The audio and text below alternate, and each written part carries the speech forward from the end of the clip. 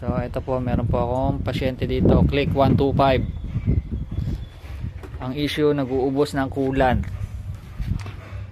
Ito po, ito lang ang natirang coolant nya. Kaya po pala nag-uubos. Sira po itong bypass na tinatawag.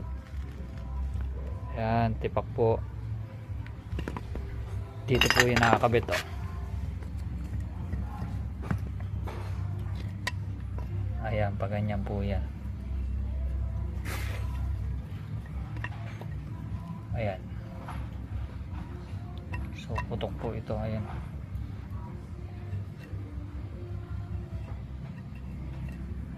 Then, yung pong coolant nya sa hose, ito po yung galing sa block.